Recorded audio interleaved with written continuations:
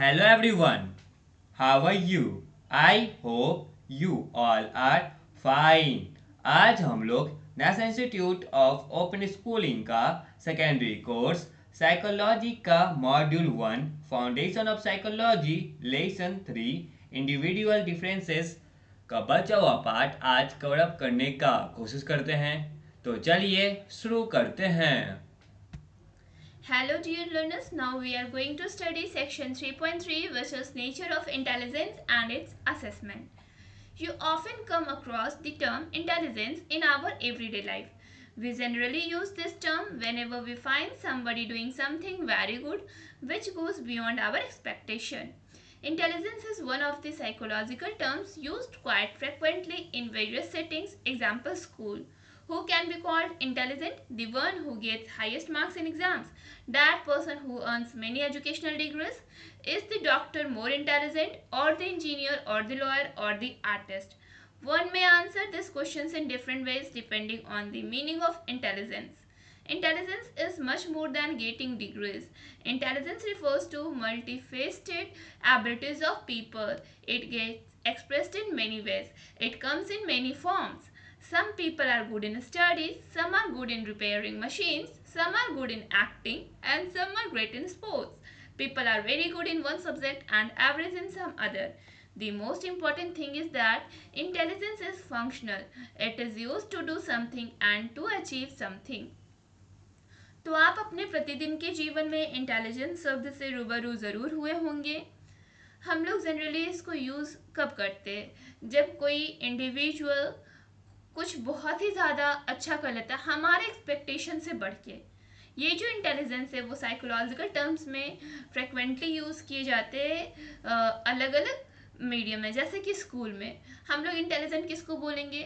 जो एग्ज़ाम में highest marks लाए उसे, या फिर उस व्यक्ति को जो बहुत सारे एजुकेशनल डिग्रीज को हासिल कर चुका है, या फिर हम लोग डॉक्टर को इंटेलिजेंट बोल सकते हैं, या फिर किसी इंजीनियर, लॉयर या आर्टिस्ट को इंटेलिजेंट बोल सकते हैं।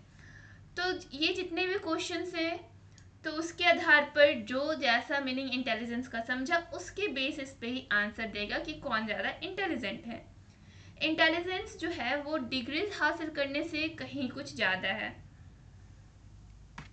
इंटेलिजेंस हम लोग देखें कि कोई एक जो पीपल है उसका जो मल्टी फेस्टेड एबिलिटीज है वो बहुत कुछ अच्छे तरीके से कर सकता है, तो हम लोग उसे इंटेलिजेंस बोल सकते हैं। इसे हम लोग बहुत ही तरीके से एक्सप्रेस कर सकते हैं। और ये जो इंटेलिजेंस है वो अलग अलग फॉर्म्स में आते हैं। कुछ जो लोग हैं वो पढ़ने में बहुत ज़्यादा अच्छे होते हैं, वहीं जो कुछ लोग होते हैं वो मशीन्स रिपेयर करने में अच्छे होते हैं। कुछ लोग एक्टिंग में अच्छे होते हैं तो कुछ लोग स्पोर्ट्स में अच्छे होते हैं। जो लोग होते हैं वो किसी एक सब्जेक्ट में बहुत ज़्यादा बेस्ट होते हैं और दूसरे में एवरेज होते हैं। और जो मोस्ट इम्पॉर्टेंट थिंग जो इंटेलिजेंस है वो फंक्शनल है। और इसका हम लोग यूज़ कब करते हैं? जब कोई व्यक्ति किसी चीज़ को अचीव कर लेता है। In psychology, the term intelligence has been defined in many ways.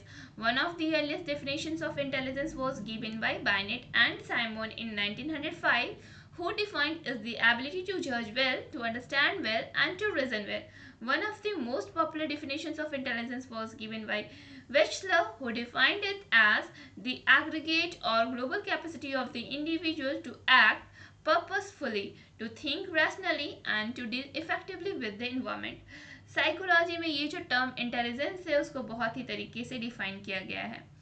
एक जो अर्लीस्ट डेफिनेशन है इंटेलिजेंस का वो बाइनेट और साइमन के द्वारा 1905 में डिफाइन किया गया था। उन्होंने डिफाइन किया था कि जो जिसके पास एबिलिटी हो कि वो बहुत अच्छे से किसी को जज कर सके, किसी चीज़ को बहुत अच्छे से समझ सके, या किसी चीज़ के पीछे छिपे कारण को अच्छे से ढूंढ सके। और एक और मोस्ट पॉपुलर डिफिनेशन है इंटेलिजेंस का, वो वेस्टलर्स के द्वारा दिया गया है।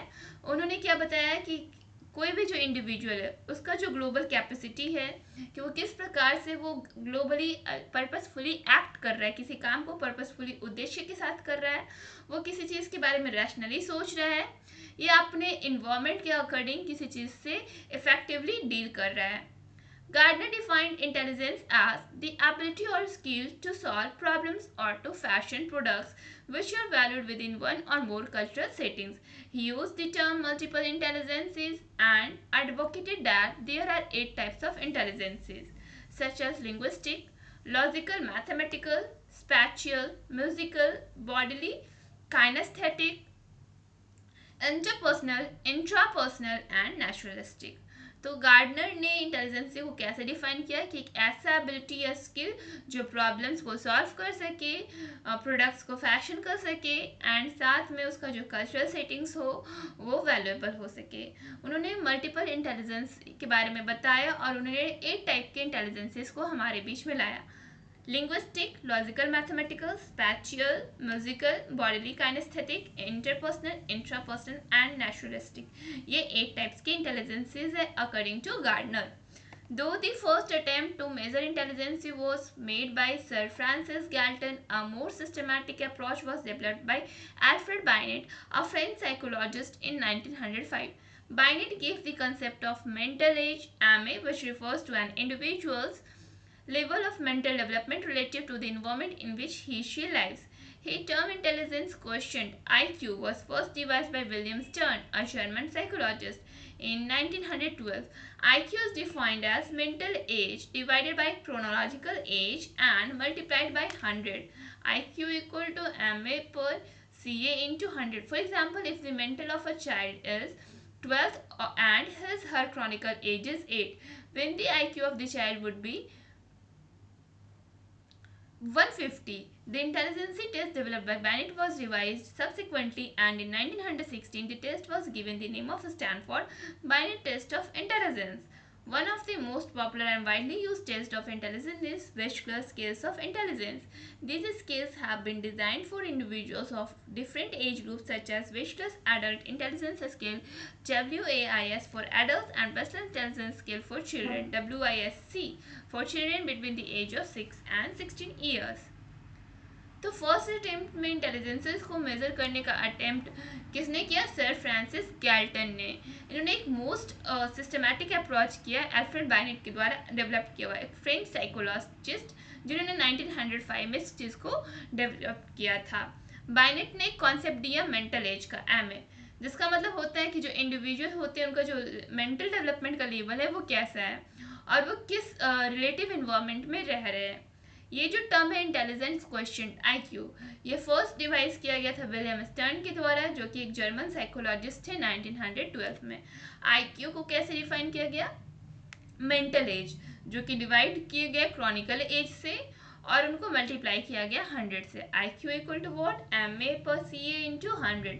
एग्जाम्पल के लिए अगर किसी बच्चे का जो मेंटल स्थिति है, मेंटल है, वो 12 के है उनका मेंटल एज और उनका जो क्रॉनिकल एज है वो 8 का है, देन उस बच्चे का IQ कैसा रहेगा? 150 का। ये जो इंटेलिजेंसी टेस्ट है वो डेवलप किया गया था बाइनेट के द्वारा और रिवाइज किया गया सब्सिक्वेंटली 1906 में, और इसको स्टैनफोर्ड में नाम क्या दिया? बाइनेट test of intelligence.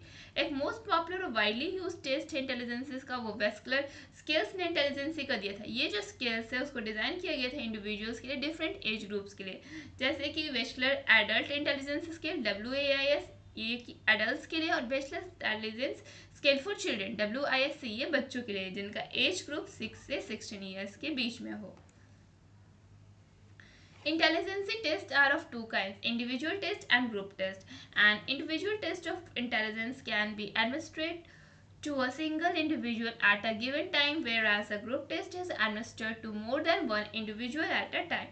On the basis of nature of items, intelligence tests are verbal, non-verbal and performance tests.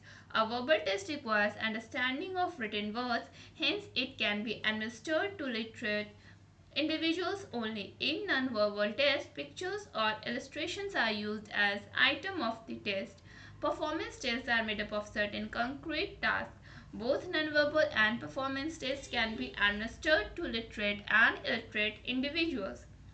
तो ये जो इंटेलिजेंस टेस्ट है वो दो काइंड्स के होते हैं, इंडिविजुअल टेस्ट और दूसरा ग्रुप टेस्ट। इंडिविजुअल टेस्ट में इंटेलिजेंसी को एडमिनिस्ट्रेट किया जाता है सिंगल इंडिविजुअल के ऊपर और एक गिवन टाइम में। वही जो ग्रुप टेस्ट को एडमिनिस्ट्रेट किया जाता है वो मोर देन वन इंडिविजुअल से एक टाइम में, और इस बेसिस के नेचर पे हम लोग देखेंगे कि जो इंटेलिजेंस होता है वो वर्बल भी होता है, नॉन वर्बल भी होता है, परफॉर्मेंस टेस्ट भी होता है।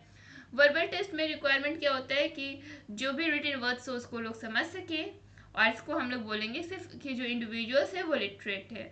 और नॉन वर्बल टेस्ट में पिक्चर और इलस्ट्रेशंस को दिया जाता है टेस्ट में। परफॉर्मेंस टेस्ट क्या है कि वो जो इंडिविजुअल है वो कॉन्क्रीट टास्क को परफॉर्म करे। ये जो नॉन वर्बल और जो परफॉर्मेंस स्टेट है उसको हम लोग कैसे एडमिनिस्टर करेंगे, लिटरेट एंड इलिटरेट इंडिविजुअल्स। ये जो इंडिविजुअल है वो क्या सा, लिटरेट और इलिटरेट।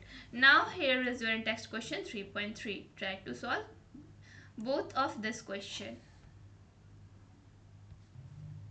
वेल, चैप्टर अभी कंप्लीट नहीं हुआ है। नेक्स्ट वीडियो में नेक्स्ट टॉपिक कवर होगा। तब तक के लिए इस चैप्टर का इंटेक्स क्वेश्चन बनाने का प्रयास करें। That's all for today. Thank you everyone.